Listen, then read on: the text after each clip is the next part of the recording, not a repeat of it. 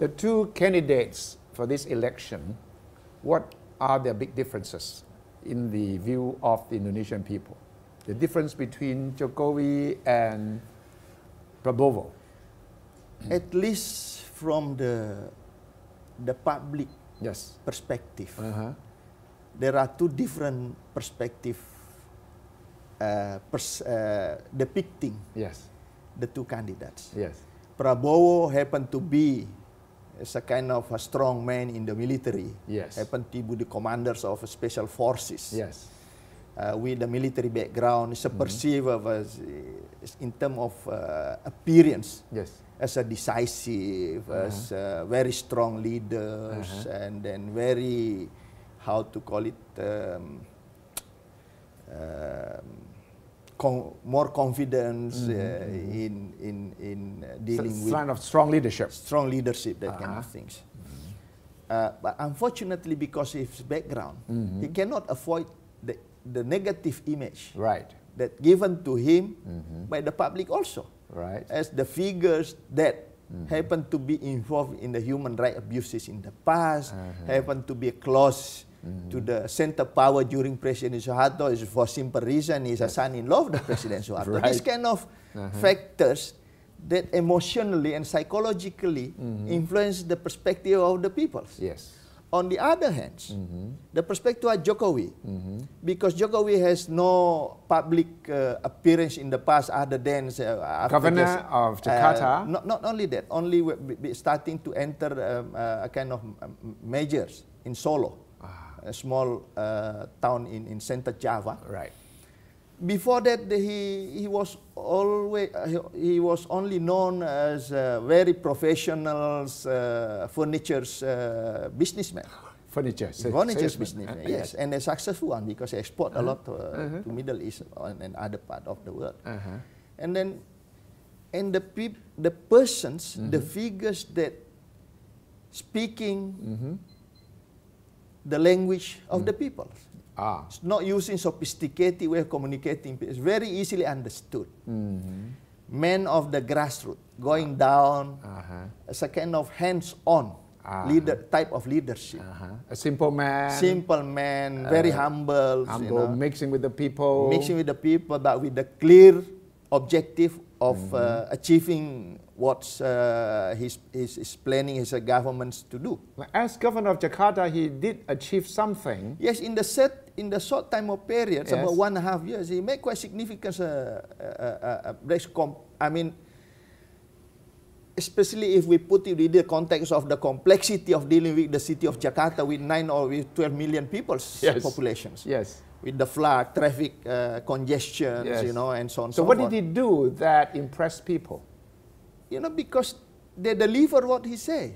Yes. He came down directly to the ground. Yes. For instance, how they manage the street vendors. That they become a kind of one of the major problems in creating a kind of... The pavement vendors, the hawkers. Yes, the hawkers. How did he solve the problem? They came down, they address the root causes, because they think the people come here because they want to make a living. Yes.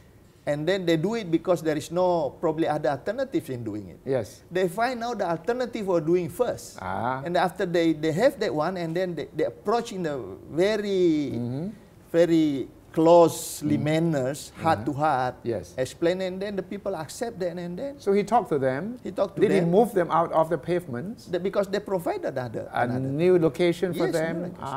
This is the... And then they do it. And then likewise with the public transportation. They start to have a kind of groundbreaking, for instance, at least. After get started for many years, nothing happened. Yes. And the second one is... But he didn't solve the traffic jam problem of Jakarta, though. Of course, it's not easy. It's not, it's not easy. But did he do something about it? At least for the short term, they managed to have, they bring more public transportation. You see? I mean, in terms of the strategy, the programs, they're very clear. The challenge is, I think, how the bureaucrats, machinery, respond to, you know, to his wishes. So those are the positive sides. Yes. But what about his negative side? People who criticize him for being weak, for being I mean, this is, I mean, if you... inexperienced. if people want to understand the culture of Indonesia, Yes. you can find a variety of attitude. Yes. Starting from the tough one because of the ethnicity. Yes. For instance, the people from North Sumatra Yes. and the people from I came from in the east. Yes. If they're talking, Yes. they happen to be very high tone. Yes. But compared to the Javanese, Yes. they are very polite in expressing their why. Yes. So they're trying to be low profile. Uh-huh. This is the perspective you can have. Yes. So You see? a variety A variety of attitudes. attitude and social. But most of these people like Jokowi. I mean, it has been confirmed through different democratic way. Yes. If the people didn't dislike him, nobody want to vote him. Right. I mean, even during his major two periods in Solo, Yes. Surakarta, the voting cast, he managed to get up to 90% of vote. 90. 90%, 92% for two consecutive periods, 10 years. In Jakarta also. Now it's come back to the national level, over 50%. This is again, I think, confirming that he holds the confidence of the people. But what are his weaknesses? This is a perception of the public, especially in the political opponents. That's of right. course. That's right. If you're talking about the political opponent, they explore the weaknesses. What is he attacked for? The weakness is lack of experience. Yeah. Because they just come back, rising up from the mayor in a small city in Solo and move to Jakarta. And in Jakarta, even he hasn't fully proven itself. Yes. During it, and then move again to this is the weakness. And then another one, I think, as it is indecisive leaders, but many people say, look, if it is not a decisive one, many progress cannot move. You see, this is a kind of different perspective. It is depend on whoever you talk to. Right. But again, in general perspective, the whole perspective of his kind of characteristic, I mean, look at it's been reflected in the way the people see it, the way the people perceive him. Yes. Through ballot box. That's right. So this is the way we measure. But I don't understand one point. In the beginning, in the campaign, he was leading in all the polls with a very wide margin. Yes, yes. And suddenly, Prabowo was catching up and managed to become very close. Yes. What happened? I think if you are entering the battlefield with a very strong intention to win, I mean, whichever side tries to explore any possibilities to convince the people, either through positive way or negative way. Many observers say, because I've been here, I'm just observing far away, but based on our readings that transpire in the media, in the commentators and so on and so forth, that one of the reasons also because the machinery of the opponents working very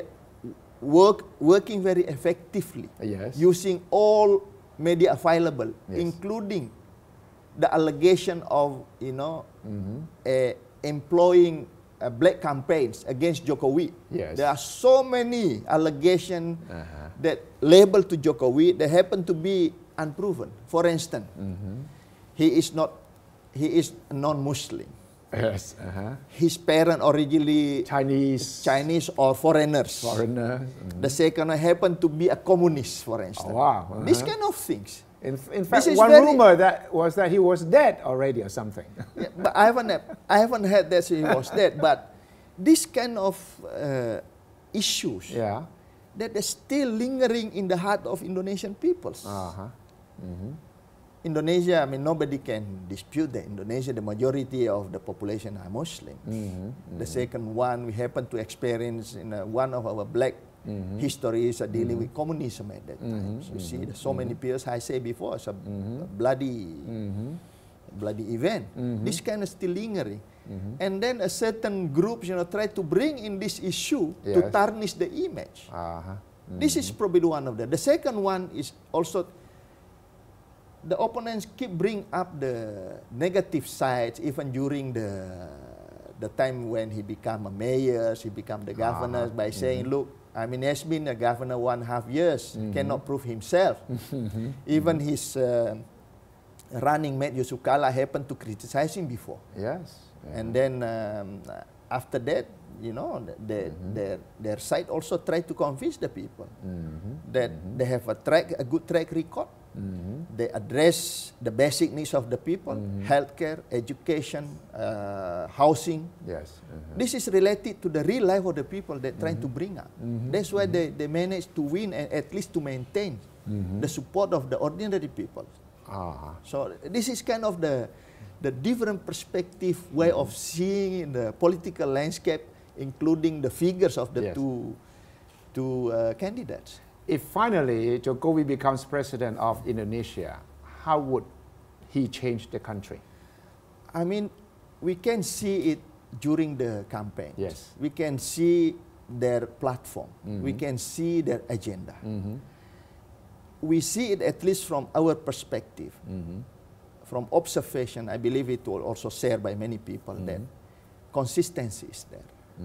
I mean, he make it clear that he want to improve the economy. He want to improve the well-being of the people by continuing the policies that have been proven working. For instance, kind of social programs, education, human resources development. That's what they emphasize. Healthcare, and also small medium enterprises. And then also in terms of foreign relations, we anticipate, and I think we can guess that there's not going to be change because our foreign policy is based on our constitutions, active foreign policy. No change in policy towards ASEAN? I think there would be no change because ASEAN is our cornerstone of our foreign policy. There would be probably, but we don't know yet about the how to call it, the different strategy or different approach. But in terms of the essence and the substance, I think we will continue. So, if you ask him again how they can change the country, our hope and Indonesian hope, as long as they commit and consistent to the policy that has been mentioned during the campaigns, and we are confident that Indonesia will be moving forward, moving ahead. The challenges I think that he might face, like in the previous governments, this is one of the big challenges we have now. The first one is bureaucratic reforms. Yes, which is very difficult. Very difficult. And then after being, in that kind of environment more than 30 years under very centralized type of government, this is the challenge because no matter how sophisticated, no matter how excellent the policy, the programs, and the promise to the people, if it cannot be implemented in an effective way, manageable way by the bureaucratic machinery, I think it will not be effective. But he already started to implement it at least when he became a governor. They kind of reforms the bureaucracy within the Jakarta institution based on meritocracy. In the past, based on not the principle what you know, but who you know. But for him, what you know. This is important one. Even they put the bidding to certain posts. Who has the capacity doing it, please raise up your hand and you can take it. This is what it is. And the second one, implemented also more transparent type of governance by implementing e-government. Yes. These kind of things that we have a high hope in our bureaucratic reform. People believe he is clean, not corrupt. Of course, because he has no track record of that allegation. Even during the election, that many people try to to drag it into one case about the bus, mass transportation, because there is a corruption when we purchase a lot of bus for public transportation. But now in the hand of the judge. But so far there's no evidence legal evidence that implicated him as involved. So in that sense, his track record still, so far so clean. So allegation here and there, of course, but when it comes to the proof, it's a different thing. In what important way is he different from President Yudhoyono, Bambang Yudhoyono? We still need to see, because President Yudhoyono for the last 10 years of his administration has bring Indonesia quite successfully. Yes. Both domestically and regionally, internationally. Of course, President Yudhoyono have a lot of capacities also. If we want to compare with Jokowi, also still early not to compare. We need to see, because just like compare between apple and orange. You think he's a totally different person, Jokowi? We cannot see a totally different. This is a kind of type of leadership. At least the appearance, at least the style will be very different. Of course. Nobody can deny that. The substance is different in a lot of ways, but I think the style, how he runs the country, Jokowi, will be quite different from Yudhoyono.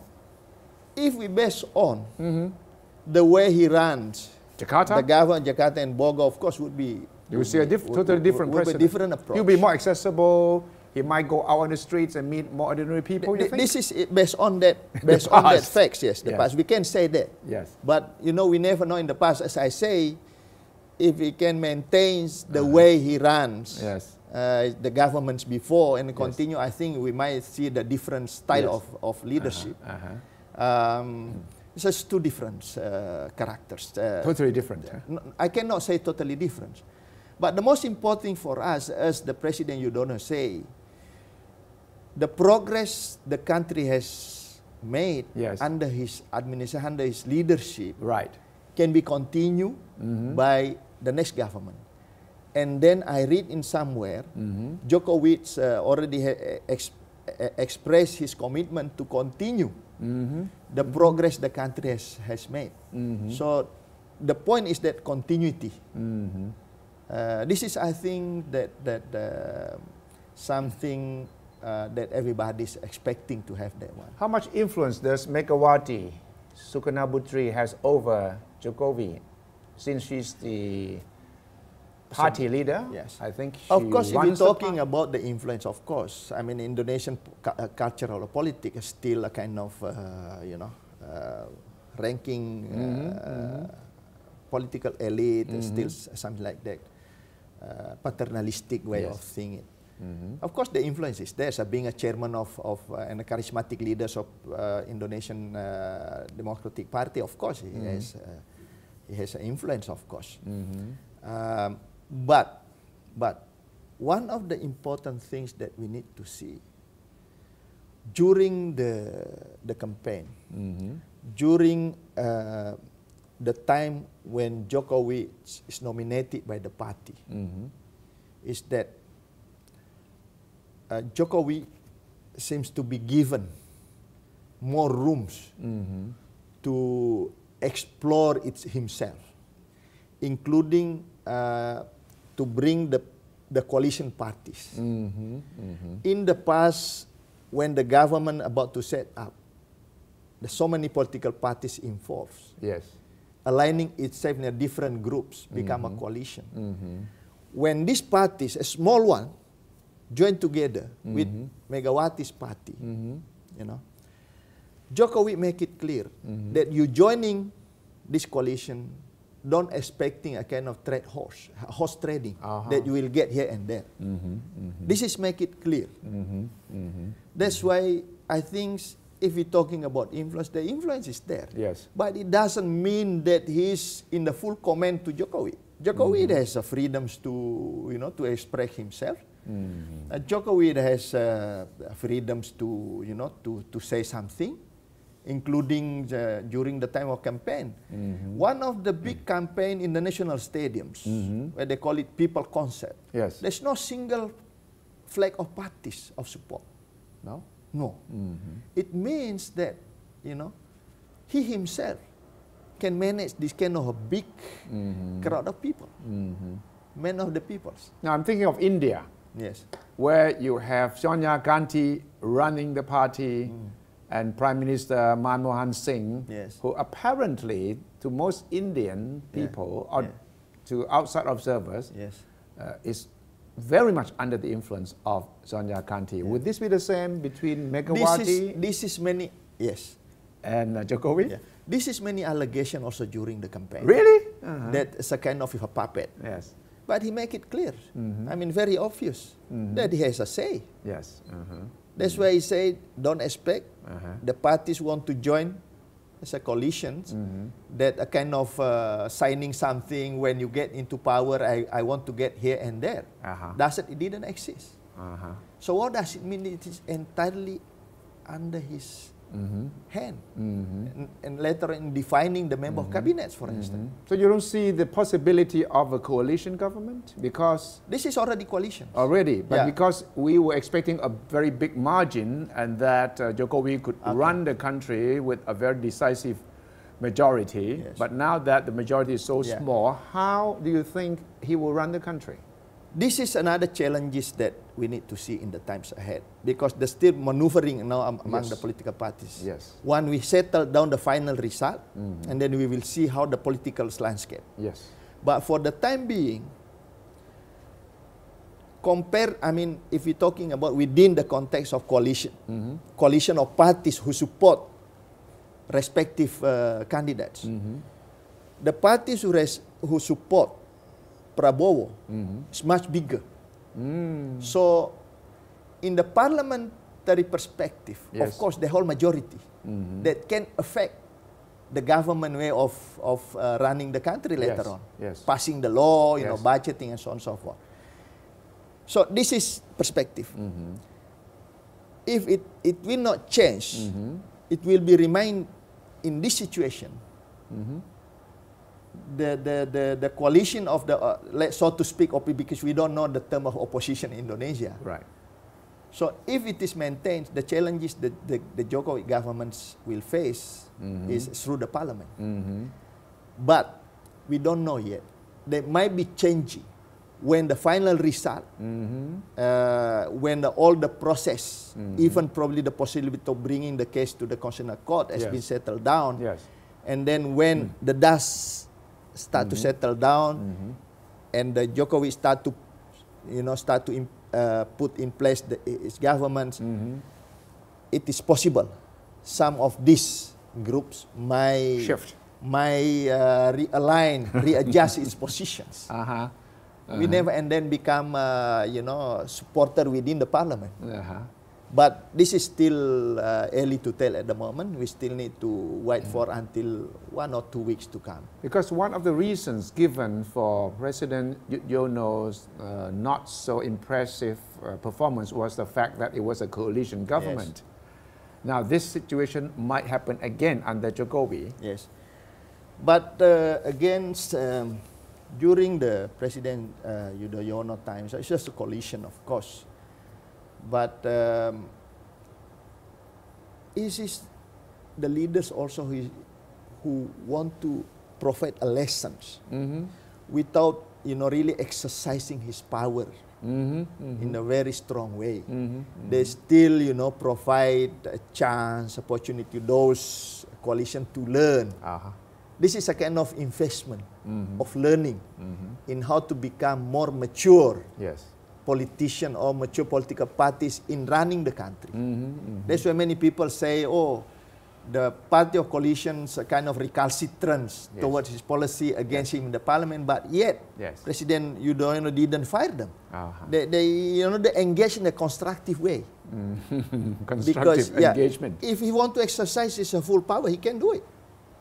But he might run the risk of being toppled or being undermined by parliamentary conflicts. It's not that simple, you see, because impeaching in the parliaments, there is very strict condition according to the constitutions. That's why we're very sure under his leadership, we're very strong in that perspective. And then I think many people say that President Yudhoyono give in too much to his political coalitions. Compromising. But again, this is part of how to maintain the stability of the governments by providing opportunity for the partners, to learn. So this is a learning process. But Jokowi may have to face the same kind of the possibility issue. is there because the coalition. If you're talking about the coalition, there's a take and give. Yes. We will see. But I think if everybody, member of his coalition, stick to their promise, stick to their principle from the beginning, and I think, and then learning also from the lesson in the past, and then we have confidence he can run. I mean, he continue running Indonesia in the successful way. What about forming a national government between Jokowi and Prabowo? Yes. Possible? Say again? Can it happen between, if there is a deal struck between Jokowi and Prabowo, forming a sort of a national government? I think not possible. Hypothetical perspective. I mean, in politics, everything is possible. But in political reality, from my perspective, I hope it will share by many others. The chance is very slim. Very slim. Because the battles during this time is very fierce, very very kind of very tough. Yes. And then when you have this environment in the short time of periods, compromise sometimes very difficult to get. Instead of focusing on their attention on internal consolidation after winning the elections. How to prepare more effective professionals type of government in the times ahead, how to devise very clearly about the agenda, about the policy, short term, long term, what are the pressing issues that the country is facing in the short term. This is something we need they need to address. What is the timeline now? What does the Constitution say about Prabowo challenging the results of the Electoral Commission and be able to keep his challenge alive? How many days, how many weeks does he have? According to the information I read, Electoral Commission's already expecting the complaints lodged today. Yes. With all the evidence. Right. And then I heard that the sitting of the court will be starting on the 6th of August. Okay. Probably 2 or 3 weeks. Yes. And then deliberations, and then the Constitutional Court will deliver its verdict. And this is the final. So, wow, a month or so from now? About 3 weeks from here. If yes. So meanwhile, President Widodo, you'll still be in charge until... until October. Oh, until October. Right. 20th October is going to be inauguration of a new president, and then the previous president will relinquish his power. So this is we want to ensure the transition of powers will be run in a smooth way. That's why we have this time. Yes. And then give the time for the new government to prepare everything moving into that. Not just a kind of cut of day in a black and white. It will be difficult. Right. This is, I think, the purpose of having this time, based on our experience in the past. That's right. Because the president in the past was stopped in the middle of the... And this is another one that we need to, for us Indonesians to be proud. This is the first time of the Indonesian president complete his mandate full. President Suharto. Before him, Megawati, halfway. Yes. Before Megawati, Abdul Samad Wahid, halfway. Impeached. Yes. Before that, President Habibie, only few months. Yes. And then President Suharto, of course. Yes. Suddenly cut off. Presidents. This is the first time. Yono will be the first president to finish his term. Yes, 2 terms. 2 terms, yes. You see, again, this is environments, political environments in Indonesia that we continue to experience, and we learn. Yes. We cannot say it is perfect, but we make a progress. Yeah, of course. There's still a lot of rooms to improve in the times ahead. As I mentioned before, our challenges ahead is how to have our what we call it more consolidated democracy. That's right. Because our democratic exercise very expensive, to be honest. Yeah. We have about 570 elections a year, starting from a district, yes, provincial and national level, both head of executive and also legislative. Yes. District legislative, provincial parliaments are all directly elected. So elections the whole year around. Yes, right? very difficult. Right. We hope this government also, with the new member of parliament, will simplify the method and the system of our way in conducting elections. Very expensive. Is vote buying still a problem? Still, that's why I said before, you know, vote rigging is still there. That's why they bring many cases to the Constitutional Court to prove it. This is, I think, also one of the reasons why Prabowo maintaining, you know, yes, his way to challenge the result. You have come a long way, yes, from military dictatorship to democracy. Yes, yes. What can Thailand learn from Indonesia? To be honest, it is not my position to, you know, to advise what something that Thailand can do or what not can do. But as a friend. But as a friend, of course, I just at least can speak based on the perspective of Indonesia, yes, based on the experience yes, we have, based on the experience of Indonesian people has. Yes. Because probably comparing between apple and orange is not something right, that we need to... But at least if a Thai friend asks you, Ambassador, what can we learn from you? Please tell us frankly as a friend. We have a lot of lessons also to be learned. Yes. And then Indonesian perspective, we managed to go through. Yes. It is not easy. But the most important thing is we have a political will. We have a good will. Yes. And I think as long as we have that, we have a lot of optimistic.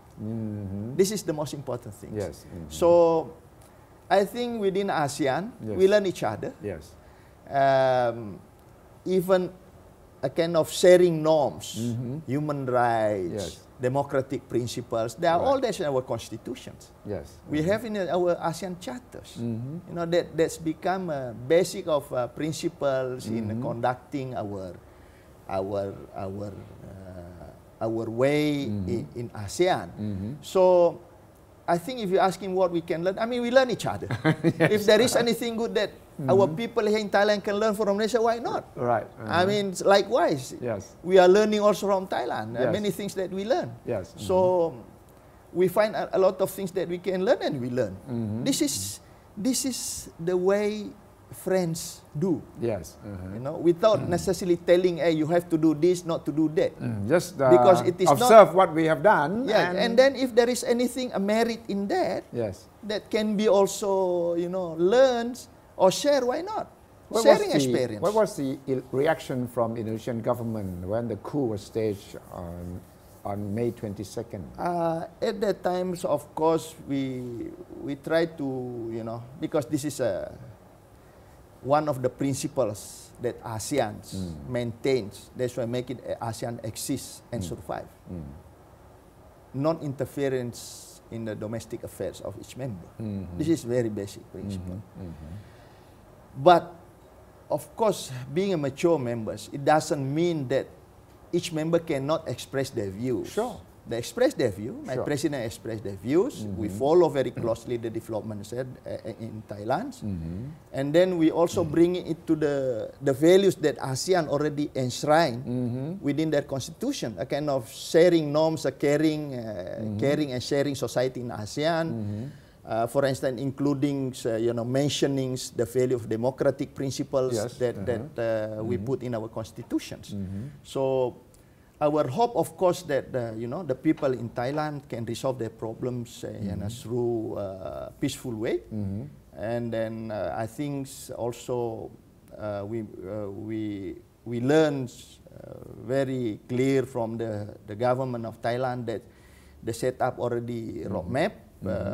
Moving towards what we heard, they call it more sustainable democracy. Yes. This is very important one. This is our hope because Thailand has been playing a significant role in ASEAN. Yes. We have very greater challenges ahead, not only 2015, beyond 2015. you know, being important member of ASEAN, Indonesia and Thailand, of course, always contribute significantly with other ASEAN members, of course. Yes. In bringing more progress to ASEAN. So you can imagine if each member, one country is experiencing a kind of conflict within, you know, that I think influenced the pace. You see. That's why from the beginning we say we sincerely hope that you know, what happened in Thailand can be resolved in a peaceful way as soon as possible.